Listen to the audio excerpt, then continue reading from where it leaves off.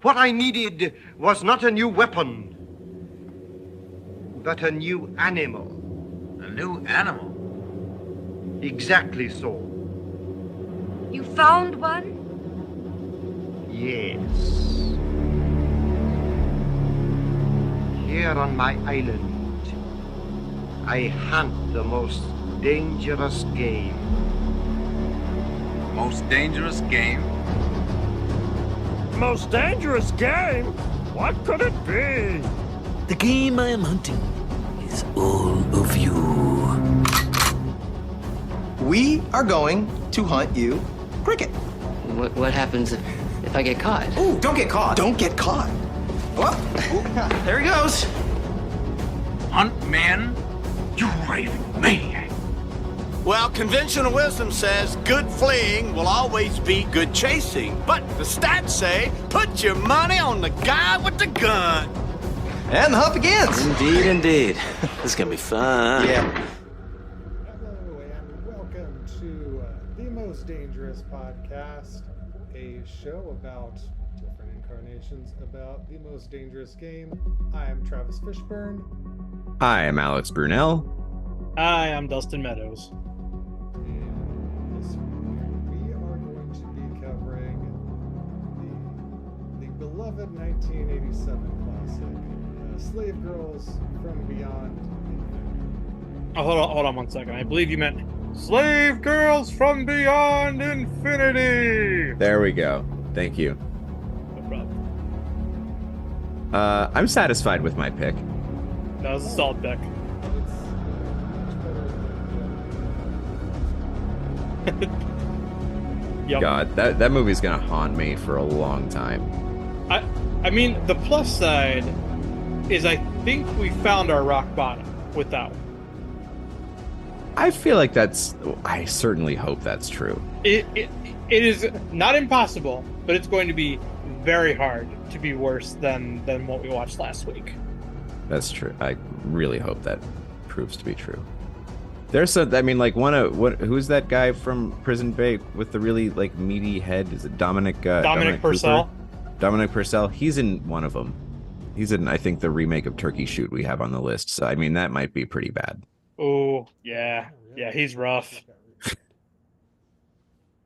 So, but I feel like you're probably right overall. That was a truly abysmal movie. This is somehow there's parts of it that kind of are bad in the same way, but it's a lot more fun. Has a lot more redeeming qualities. Within 30 There's also seconds, I was like, this is way more charming and fun than the entirety of the 90 minutes of the previous movie. Oh yeah, I mean, just from a production design alone, in the first couple minutes, like, okay, somebody like actually tried and like built sets instead of just like, hey, what do we got laying around? Oh, a few human skulls. Let's put those on a shelf. I think they still, with the sets, I think they mostly still, well, the sets themselves, like, I wonder why there was like an Egyptian temple set. Like, that had to be an existing set that was then retrofitted to being this like jungle compound, right? But it's at least interesting. No, totally. I mean, it's way more interesting than warehouse corridor leading to a single room that is very poorly appointed. Yeah, and they had Star Trek doors. Star Trek doors that were simultaneously apparently impenetrable and open with the push of a button.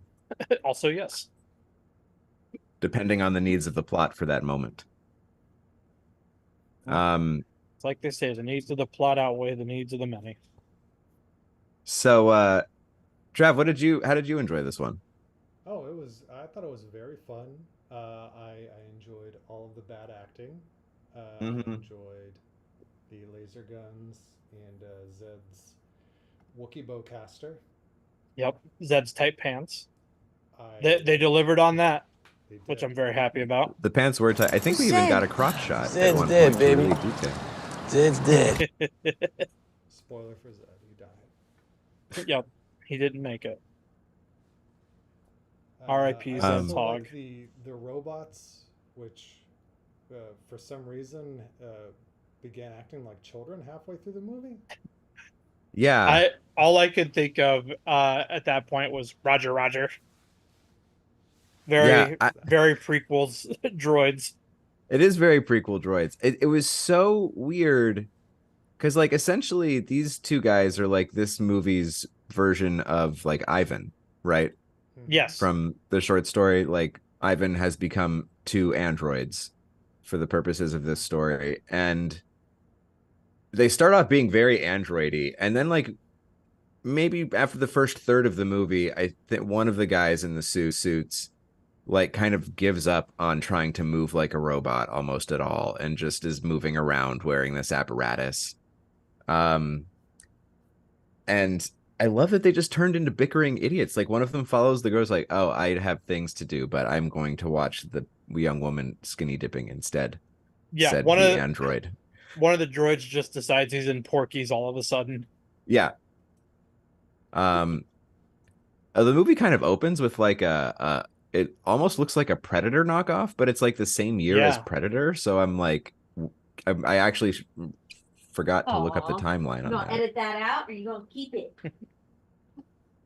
Hi, Michelle. She says hello. Yeah, it was. Yeah, that it's a real interesting design. That's called the Phantazoid, I think. It looks like a Phantazoid. The Androids and Phantazoid Warrior, created by John Buechler, Mechanical and Makeup Imageries Incorporated. Your favorite guy? Hell yeah, Ghoulies John Carl Buechler, amongst other things. Yeah, he's had a career. He worked on a lot of what I think are some of the coolest 1980s Charles Band and Charles Band adjacent horror movies. You know, like first two Reanimator movies and From Beyond, and he directed Troll. Yes, so he we did have that. He did one of the Friday the 13th. I think A New Beginning, or no, not A New Beginning. I think he did The New Blood. Yes, yeah, the one where Jason fights Carrie, but not Carrie for legal purposes. Right. Yeah, that was his. Yeah, and this guy's great. Like, this guy had real talent. Cellar Dweller is not a great movie, but The Dungeon Master does exactly what it wants to do in like the very short time it does it in. And it's an anthology movie, and his segment is super fun. God, I still need to watch that box set. Oh, it's so good. So that kind of leads us to that this movie's genesis. Like, it was basically a Charles Band production, kind of at the tail end of Empire International Pictures' existence and kind of before the existence of Full Moon. Apparently, this movie got a limited theatrical release by his company Urban Classics. It's 75 minutes long. And this movie, written and directed by Mr. Ken Dixon, whose filmography is really surprising to me because it's very barren. The only other feature he actually directed was in 1976, and it was called The Erotic Adventures of Robinson Crusoe. His other directing credits are features, but they are 4 features that are like compilation movies that Charles Band produced and put out on video that were Zombiethon, which is a collection of zombie trailers, Film Gore, a collection of violent scenes, The Best of Sex and Violence, and Famous TNA, which was specifically famous women in nude scenes before they were famous. Hey, the man's found his niche. Yeah, one of them he's also got the credit for original idea by, which, like, good for you, man. So that's what Ken Dixon brought to us, and it kind of shows. It's not super competently directed. There's a lot about the movie that is very competent, but the direction is not really one of those things, nor is the script. Yeah, there's definitely a lot of parts where it's like, are we sure we don't want to do another take, maybe? Yeah, I think the very first line of dialogue in the movie is it Tisa? Is that character's name? That's one of them. Yeah, Tisa. The one who wanted to give up on escaping. The one who was like, just stop trying. Why are you trying? We had to go back because Angela straight up could not understand what she said. It didn't sound like English to her when we were watching the movie. So acting kind of on par with last week's movie, just in better packaging overall. Yeah, although you expect it with this at least because it is a B movie. That's true. That's true. I mean, it's in the title and the poster. Yeah. It's Um, also weird to me that at least for me, the biggest name in this cast is Brink Stevens, who is by no means a big name unless you're like a genre nut. And right, even then, still not like a super big name. right. Um, and you know what? I thought also with Zed being an exception, just because the Zed character, like obviously Don Scribner is just getting to chew on everything he does, and when he like really goes for it, Oh, he was perfect. it's He awesome. he understood the assignment. He showed up. He was like, Yes. "What's the movie? Slave Girls from Beyond Infinity." Yep, that's what you're gonna get from me then. Exactly. I love that. He was great. But of the women, Brink Stevens was absolutely the most capable actress of the Yeah, she group. was solid. I was honestly surprised. I was like, "Oh, she's this much smaller part that we know is not gonna make it to the end of the movie." Right.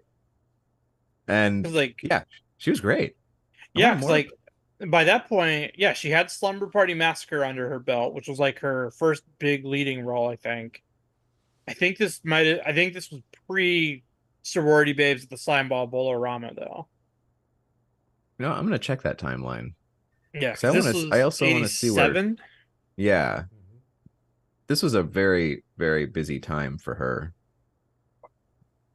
Yeah, year before. Okay, so yeah, year before Sorority Babes, and and Sorority Babes was the same year as Nightmare Sisters. I think maybe Nightmare Sisters was shot like the weekend after they wrapped the other one. Hmm. Have you seen Nightmare Sisters? I've not even heard of it, but it sounds very interesting. Okay, so maybe I don't know if it followed Slimeball, but it's directed by David Dakota, which is you know what you're getting with that guy's movies. Mhm. And I got it from Vinegar Syndrome when they were still like when they were a smaller company and just still had tables at cons and stuff. This was like at the where's that what's that horror convention? Oh, Monster Palooza. It was at a Monster Yeah. Palooza like probably 7 or 8 years ago. And they just had a little table and I was like wondering what to buy and the guy's like, "This is my favorite titty slasher movie shot in 4 days." And I'm like, "Okay, great, sold." Um Amazing. and what it was like they finished production on a different feature on like a Wednesday and they didn't have to return the equipment until the following Monday. So it's like, okay, we need to shoot a movie on like the leftover film and with the equipment from this movie in these 4 days before we get the equipment back. A real Tammy and the T-Rex situation. I love it. Yeah. And so it's three geeky college girls who can't get a date, organize a seance, and become sex-starved vamps. They turn into succubi, and it's Leanna Quigley, Brink Stevens, and Michelle Bauer. It's great. Oh, yeah, that's a solid trio too. Yeah. So Shit, I might try to watch that this week. That sounds yeah, great. it's a great use of 83 minutes. But back to this movie. Yes. Here's some trivia on it. Um, The movie was sold and funded based on the title alone, according to IMDb trivia. that's amazing. I mean, I would have done it if I had the money. That's such a Chuck Band thing to do.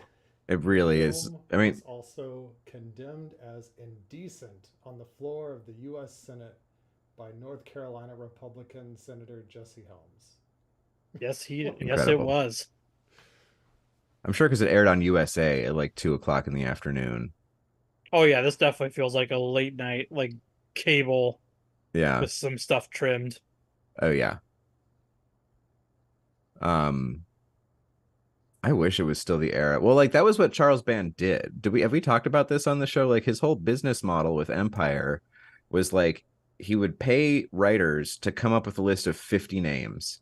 Then he would pick a couple, send them to the marketing department. They'd cook up the poster. They'd take the posters to a distribution festival with like finished titles of theirs and then pre-sell these other ones based on the poster and tagline alone before a script was even written and then figure out what it is afterward.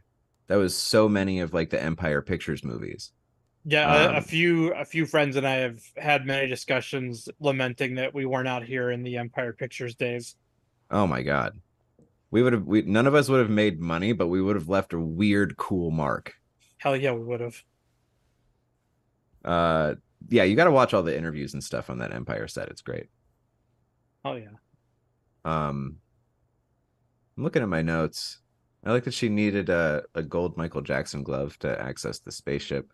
So these women just like fly spaceships also pretty casually. Yep. Even when it's yeah. You're using your voice to control it. Yeah. That was one thing at the end where she's like, steer right, left, up, down, and the other one's like, oh, where'd you learn to drive? You're gonna get us killed. And I'm like, I would be driving the same way if I had to dictate every instruction. That looked torturous. Also, of all the adaptations we've watched, aside from like obviously like the location and the genre shift, like this is a pretty faithful adaptation of the short story. Like More or in terms less, of yeah. like all the story beats and most of the characters, even like yeah, it really played out just almost the same exact sequence. As like also there are boobies and robots in the mix. Right. And this was also fun to watch on the tail of last week's, not only because it was better, but because it's similar in a lot of ways. Like this is an extremely contained, very low budget movie that Yes. has obviously had more money than the one we just watched, and was able to put it into the few cool set pieces it had, like the effects shots where they were obviously like kind of janky, but still like really cool to see. The space theremin. The space that was a really good effect, I thought. Like that was legitimately, solid. I thought that looked great. Yeah, I was like, this actually looks really good for the budget that this movie probably did not have. Yeah, I wanted more of that, and I was like not surprised but disappointed that like when it cut to the shot of the two other characters talking, the guy's like, I need to get some fresh air, come with me, or maybe she says it, and then they just walk to the other side of the room closer to the window. Yep. And then in the wide it doesn't conversation. And then in the wide though it's not doing like the cool thing. Right, like it was the effect wasn't finished in the wide, which I understand, but bummer. Yeah. But yeah. It's mostly people talking in rooms, and it's mostly like just this really crappy looking jungle that, from what I can tell on the internet, was like Burbank, probably. Yeah, that sounds about right. The one beach location in Malibu, and then like 2 or 3 rooms in a set, or maybe 4 with the bedrooms, but like that had to be an existing set that they just redecorated with this other cheap stuff that was still it was great looking cheap stuff. Oh yeah, the trophy room alone was leaps and bounds above the one we saw last week. Yeah, I loved this trophy room. It was obviously very low budget, but it was a very cool look. It was. Did you have something, Trev?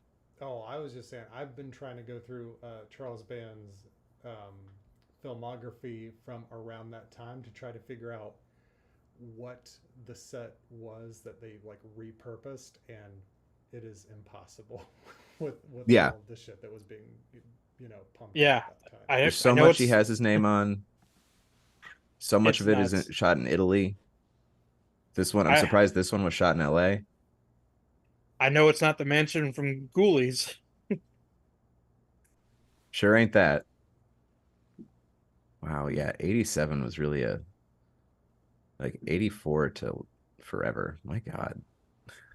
So I'm wondering, because there definitely seems to be a little overlap with I don't remember the year, but there was an Empire Pictures movie called Eliminators that kind of had some similar-ish like jungle locales and like kind of like a compound and stuff too. But that also that was 86. Okay, yeah, that would have been really close. But I don't know if that was shot in LA or not. IMDb says Spain and South Santa Fe Avenue in LA. That tracks. So maybe some of both. Interesting. But anyway, it was a really cool look. Oh, right. This was a funny remark. Right after the crash, and Daria, I think is her name, is waking up on the beach. And there's the android on the cliff, like observing. Angela goes, "Oh, it's just MF Doom. We're fine."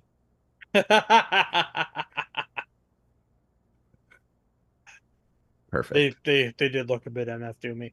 They look very MF Doomy. I wonder if he was a fan of this film. I hope so. We'll never know. That's sad. Yeah. They also looked they had a similar look to the power armor in the Fallout games too. Yeah, they do have a similar look to that. That's totally true.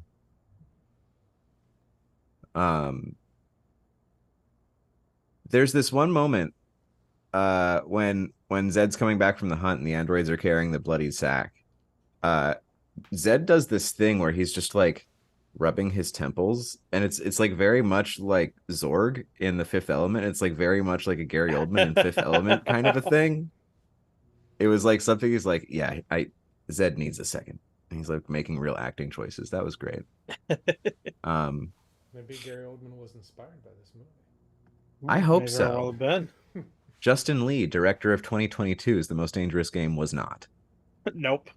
To his detriment. I just wrote down lines I liked. There's so much technobabble in this script. There is an unusual amount of technobabble in this script. The people really tried. There's not a lot they could do. They weren't really good, gave it their but all. like points for at least memorizing what those words were. Like points for even being able to put them together as they come out of your mouth. For sure. No, they heard all of the stories about the cast on Star Wars trying to work out all that jargon, and they're like, all right, we got to do this if we want to be a big hit. So Yeah. Yeah, I just made notes of lines I liked. Where does he keep his laser guns? That was a line. That was a pretty good one. Do you have a knife? Produces the biggest switchblade anyone has ever seen. I lost my shit. That's like this, like the Rambo size switchblade. It was a switchblade that made him look like he was the size of a child. It looked like a forced perspective. It was a comically large It was like blade. a switchblade short sword. It's the inverse of the Crocodile Dundee joke. It was also an 87 movie. Oh man. That was amazing. That was a great moment this movie had. Kudos to it for that. That was just insane. Yeah. I mean, tried and true comedy formula, bigger version of everything, almost always going to be funny. True. Oh yeah, one of the robots' lines when they're arguing with each other. You displease me and I ignore you. Yeah, that entire beach sequence was just like, God, it was like Phantom Menace all over again. Well, like at first, before it like leads there, and she's going to seduce the robot, and I'm like, it's been established. These automatons don't care, but yeah, very quickly, like it turns, and you're like, no, I guess he does, and yeah, the triple take that it does from the looking at the room back to her and then repeating it twice was so good.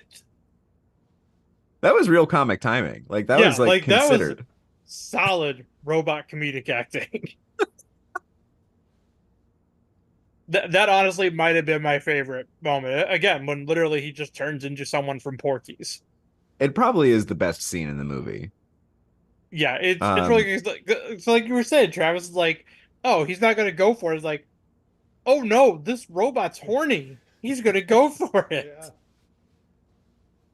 This whole section of the movie is actually kind of the wildest section of the movie. Like this, the morning until the night of when the hunt actually is on and Rick gets killed. Yeah. Like there's that, and then Daria and Rick get like back to the compound just in time for Zed to be doing his rounds in the morning to check on his guests. So her great idea is to simulate that they're having sex. Zed pokes his head in and like nods in approval. Yeah. And he leaves satisfied knowing that his guests are fornicating. And then Rick is still into it, but Daria then pushes him off in disgust. He bangs his head. Then she feels bad, holds his head on her breasts, and then does real sex on him. That was a series of events. Yeah, it was a real emotional roller coaster in that bedroom. It really was. And then from the morning, that scene in the morning to like it instantly turns night. It does. There's no transition at all. No. You guys don't pass out for a whole day after you have sex? Well, I do like that they really gain a lot of clarity on their lives through that lovemaking. Yes. I believe it's referred to as post-nut clarity. Yeah. Rick goes on to say, man and woman, a great concept. I love it.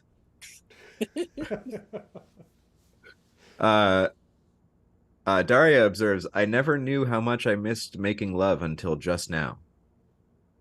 And then she goes on to say, I know what it is I'm fighting for, which I'm pretty sure she's just fighting for dick. Yeah. That seems to be the subtext there. Aren't we all? Thank you, Ken Dixon, for putting the voice of the common human into your film. Yeah, and then Rick goes off and tries to, do a hero thing and then just gets clotheslined by an android immediately. Yeah. Oh my God, the clothesline was out of nowhere too. That was great. This whole like 10 or 12 minutes in the middle of the movie is the wildest shit in the movie. It's great. They're like, oh right, we have to actually put some sex in our women in prison movie. Right. There's a lot of underwear strutting, but like and that's like to its credit, I guess. Yeah. It did feel like that's all it was going to be, and then it's like, no, we'll just go full into it. I'm like, oh, okay, they're doing it now. Yeah. Yeah. There was some restraint on display here. Yeah, it's not often that you get, or I mean, maybe it is. I probably haven't seen a whole ton of these movies, but like, where it's like very chaste, except for just moments. Like it's very, scandalous in its way, but there's only like key moments of actual nudity. Of course, there's 2 attempted rapes because I don't think that we could get away with less in this type of movie at even 75 minutes. Yeah. But yeah. But on the whole, not as much sex as you would expect. No. I don't know what Jesse Helms was crying about, the big baby. And now He he's was dead because he was a prude. He was mad that he didn't have Zed's pants and therefore powers. I mean, to be fair, so am I. We live in LA, Dustin. You could get those pants. True. Do these effectively hide my thunder?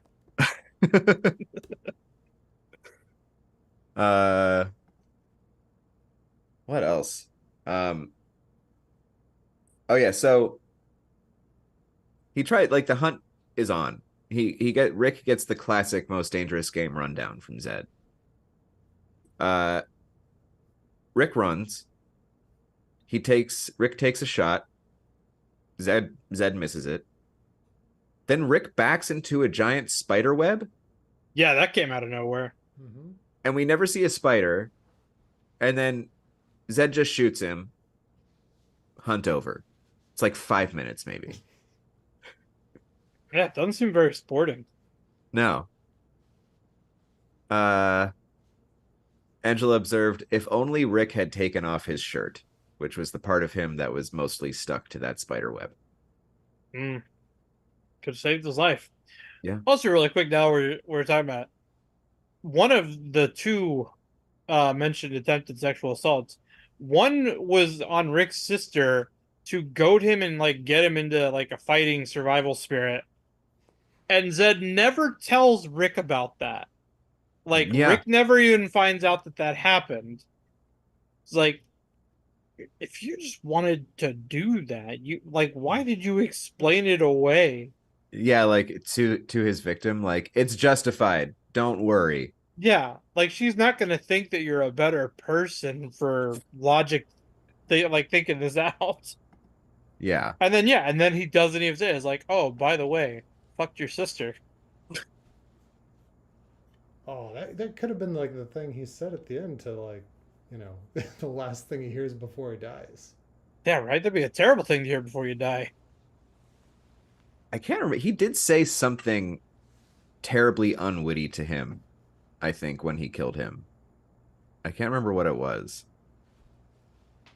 I know there's a Eh. very clunky line before the hunt, or he said is something like not a very original sentiment, but I can tell you mean it or something. It's like Oh yeah. there wasn't a better way to say whatever the hell that was. It's Yeah. like we already said, there's some not great dialogue in this movie. That was maybe the like moment that stuck out the most for me. Because like Uh yeah, I get that. well like when the girls are saying like where does he keep his space lasers, like all right, I expect this coming from those characters. But when he's doing all his monologue and then it's like he drops that clunky ass line, it's like, what? Yeah. Yeah. Yeah. I mean, there's no defense for it. There's Nope. just a lot of then one of my favorite bits of dialogue comes up pretty soon after that because all the girls are now captured and Rick's mounted head is on the wall and Zed shows that to them and Daria's like, you there was no need to show that to her, and Zed just goes, we all have different needs.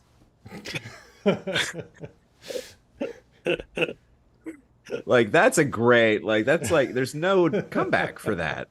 Just like I needed to. okay. I guess you I need needed to my show brother's head on your wall. I need And to then show needed people their dead loved ones' heads. And then that's they a get need into that he has. the fun Yeah. philosophical debate. Yeah. Where's that in the Maslow hierarchy of needs? It's somewhere.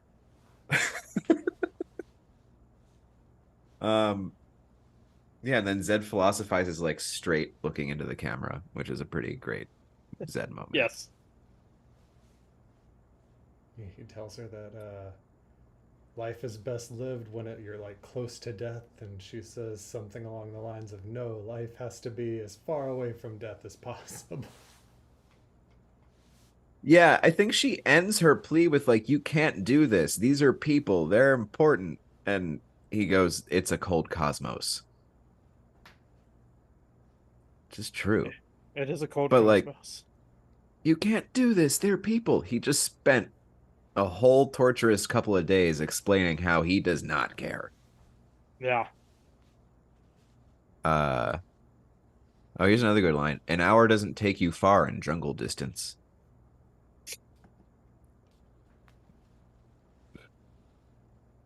Yeah. So I did take note of the fact that Zed only challenges the main characters to the hunt with 26 minutes in the movie remaining. Mm-hmm. Yeah, it takes a while before it gets there. It's a pretty brief third act.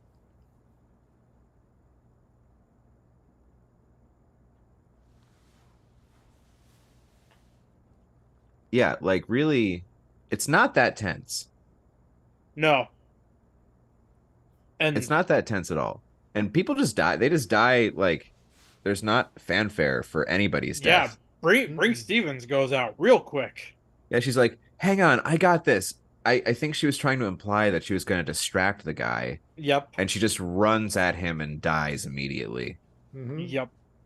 And is barely no, mourned. Like, by the time we're nearing the end, and I'm like, what happened to? Oh yeah, she died that way, and Yep. it just was not made a big deal of. There's this great tree bridge, which is like the place to just like take a moment, chill, Now, reflect on what's going on. I thought was interesting. I meant to like pull a still of it because I'm like, oh, it's like a little homage to the tree bridge in the original, which we shone a spotlight on it because it was the exact same matte painting and set was used again in King Kong. Yes. Oh yeah. So I have no idea if that was in any way intentional or not. I do not think so, but it sprang to my mind. Well, it might have been. I mean, well, those two were shooting, not this obviously, but the original and Kong. They were shooting concurrently, weren't they? Pretty much. Very close. I think that's correct. I have to look again. It might have been in immediate succession, Mhm. but I think it was simultaneous because they were both the same. They were both Merlin. What's the name? Cooper? The Miriam Cooper? Is that who produced King Kong? Mm. Marion C. Maybe? Cooper. That's it. Yeah, I didn't think about that as a direct reference, but it is very evocative of that matte painting and that effect. Mm-hmm. Yeah, I got a similar vibe for sure. Also, we never get any explanation for the Phantom Zone that they end up in. It's just beware the Phantom Zone. It's like Right. the thing Isn't that the the thing evil from Krypton Superman? are trapped in. Yeah. Are we gonna run into Terrence Stamp? And Yeah, and not that's one of my favorite lines in a movie is what's the woman villain in Superman 2's name? Oh, it's another Z word, isn't it? Evil Lynn. But like when she's figuring out that she has superpowers, she just looks at her hands and goes, I have power beyond reason. One of my favorite moments in cinema. That's pretty great. Her and Terrence Stamp and not Richard Mall. Yeah. Yeah, it's What kind of else? a bummer that we don't get more of the Phantom Zone. Like, and it's already, it's not that the movie was boring, but it's like, oh, there are zombies and monsters in the mix now for no Yeah, reason when with they show minutes up, to it's like, go. whoa. Yeah, and we hear the laws of time and space no longer apply. Yeah, oh yeah, she just says this. Like, I feel like the laws of time and space no longer apply. How would you know that? How? The same way she knows how to fly the spaceships. Just What's space knowledge. the name of the cyborg creature that they find in there that's on the poster? Thanazoid? Phanazoid. Yeah, the And then Phanazoid. Phanazoid, he shows back up at the temple, and he is also dispatched very quickly and without fanfare. Yeah, it Yeah. felt like it's like you found the reset button on his shoulder. Mm-hmm. Like she just gives him one good whack and he just goes. Just disappears.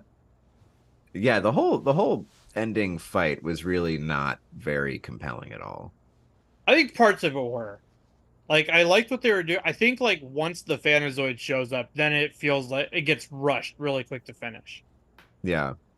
Like, 'cause I like him, like, taking the armor and stuff off the walls and, like, just grabbing all the various weapons. Yeah, like the reflection, the reflection laser gag was pretty good, but that was also like the third time that android got shot. So I was like, is he dead? Is he done now? Because Yeah. this is the third time he got hit by a laser beam. It definitely feels like maybe they were over schedule or over budget or both. Like, That could be. which might be why it feels so rushed.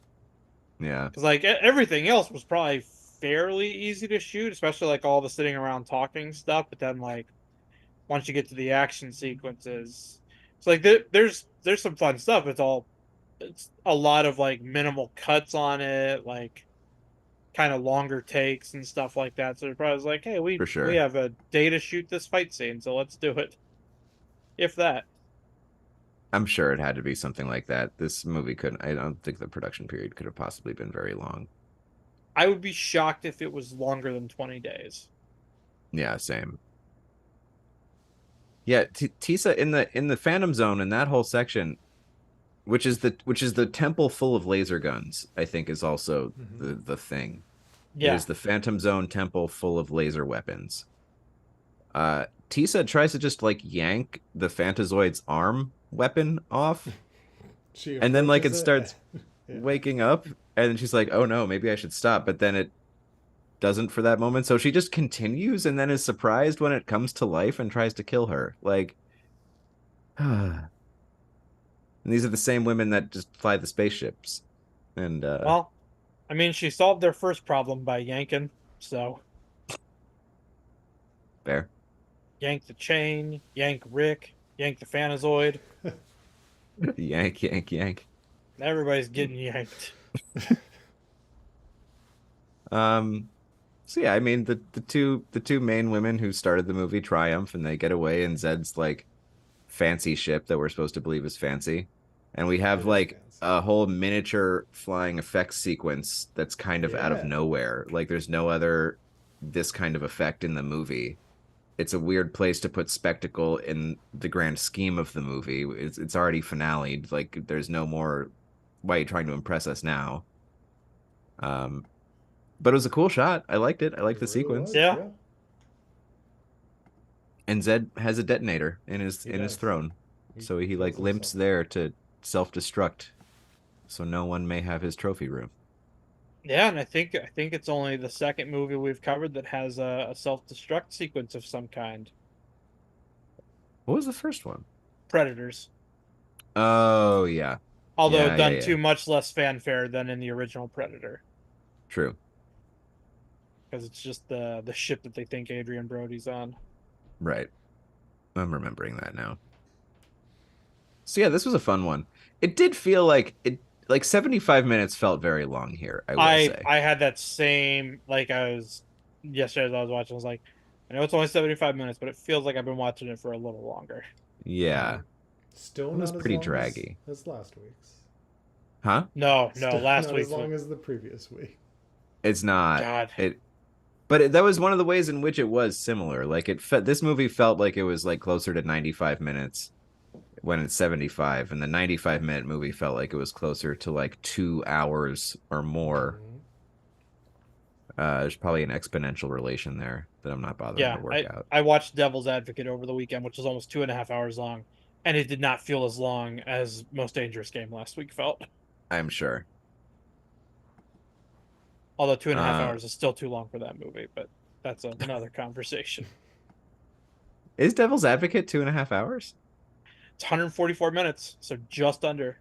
Heck. I think I watched I didn't pandemic. I'd never, and I didn't realize when we started it that it was so long. Mm. And then when I was doing my letterbox after, I was like, oh, 144 minutes. That's felt so long. Mm-hmm. Explains a lot.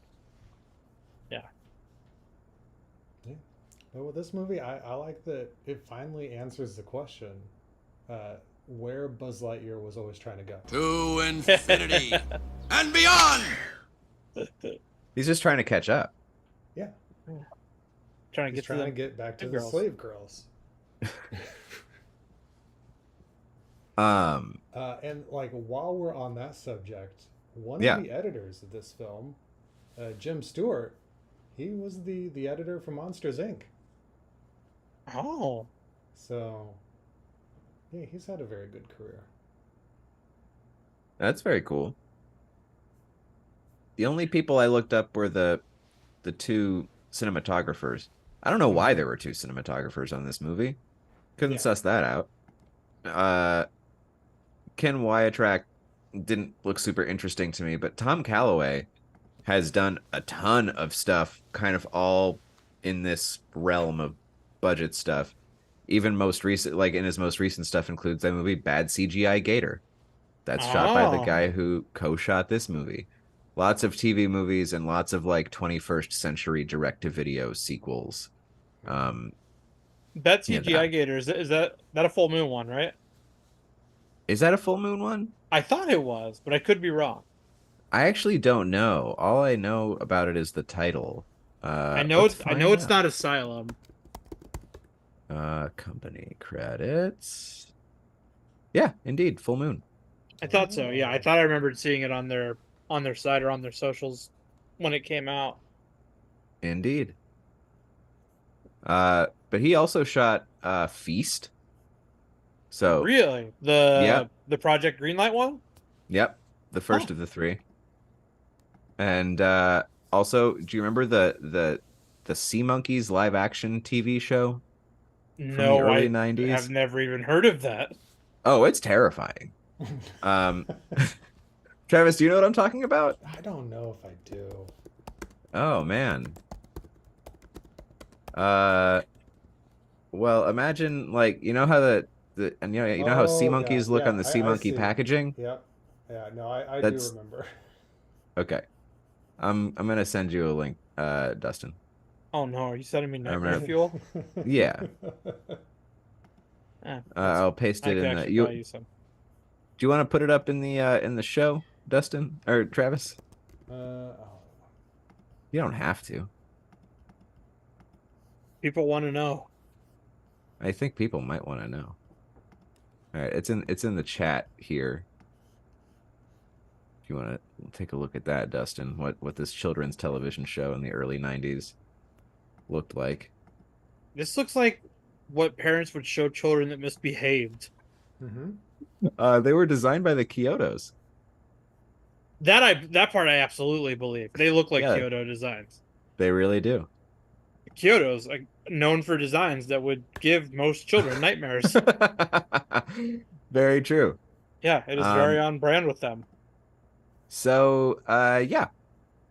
Tom Calloway shot that TV show and this movie and Feast. All right. Well, I don't remember if it was us having the a hard conversation. time trying to get this into OBS. Heck it. So people are just gonna Heck have to Google search. Google it. You can Google it. What were you saying, Dustin?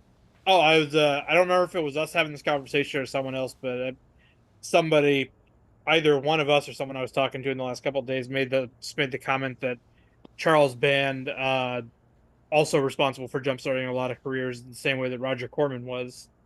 Oh, for sure. With all of these people. I don't remember if that was a conversation we were having or if I was having with someone else. No, that wasn't with me. I mean, I have a lot of conflicting feelings about Charles Band. Obviously, I like his overall kind of taste. I like a lot of output he's given us has been like incredible and like wouldn't exist if it weren't for him. But he has, made a lot of enemies and he's never had good production practices. Like, yeah, yeah, that's also what another friend and I were talking about that fairly recently as well. So yeah, like womp. I wouldn't work on one of those productions. And I remember him being kind of a jerk at a signing I saw him at one time. That also would not surprise me. Yeah. The important thing is that Tom Atkins is a peach. Have you met Tom Atkins? No, but I refuse to accept that he's not. I will die if someone tells me he's awful. I can't imagine he would be. Can't either. That's sweet, loving face. That mustache. So soft. Those curved buttocks of Dr. Dan Chalice. These are all true.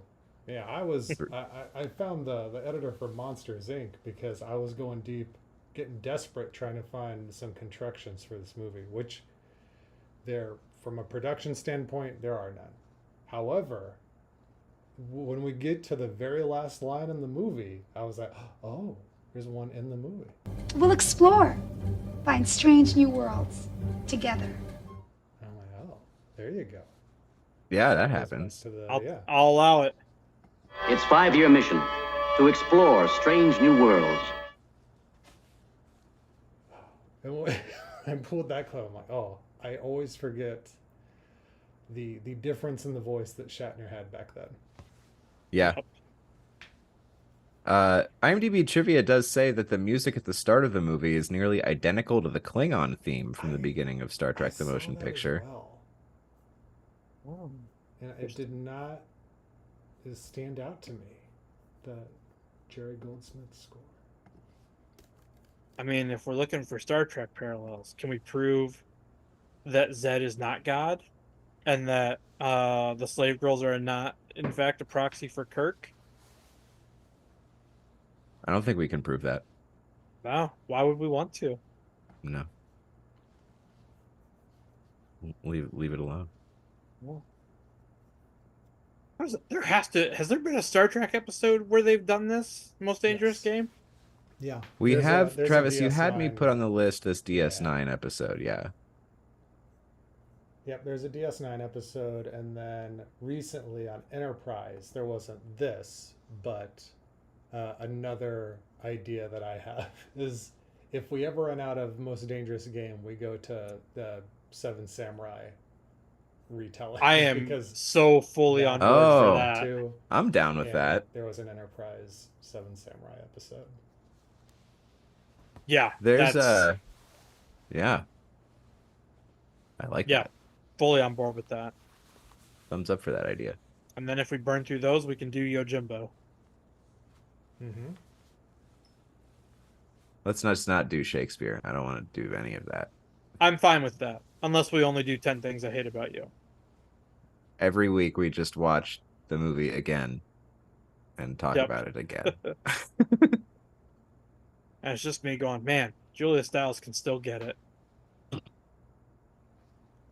Oh man, I've seen that movie a lot. Not in years, but I saw it a lot when I was young.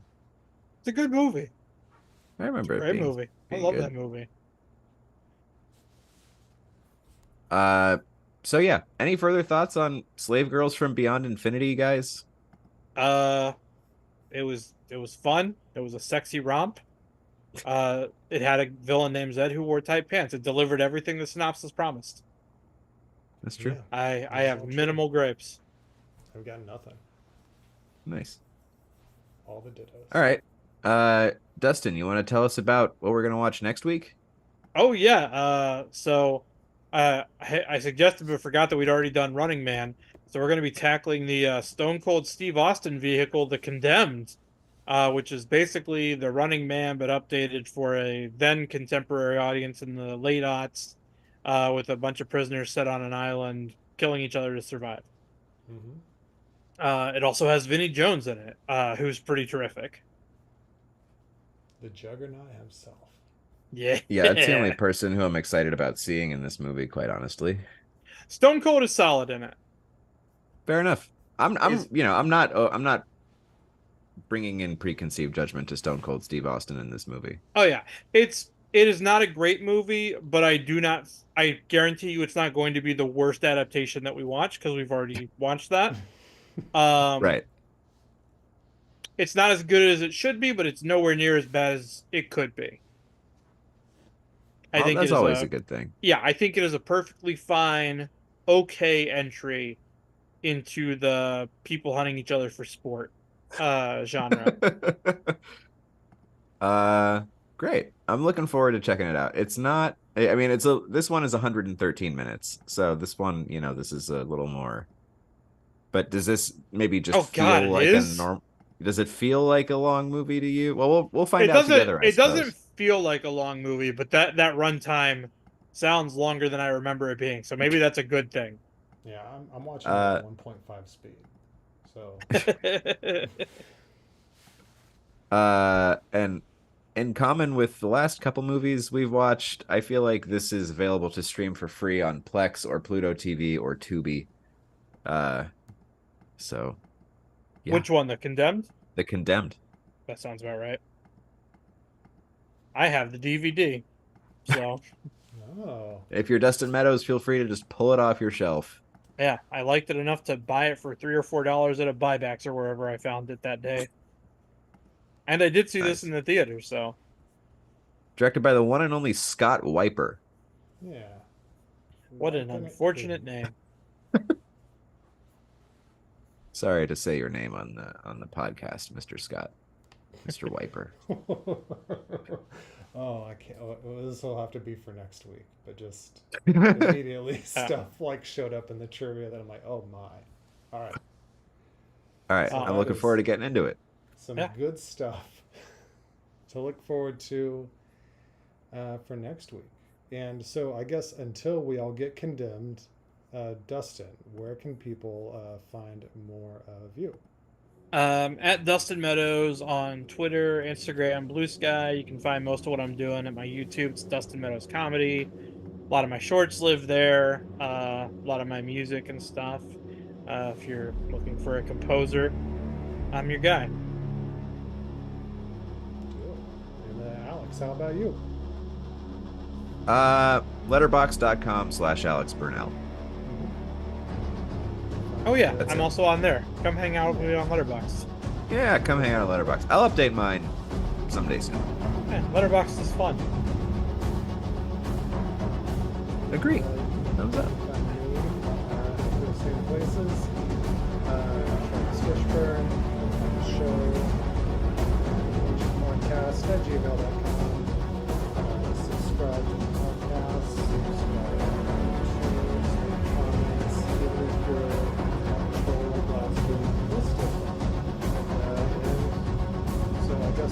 next week, stay alive and survive.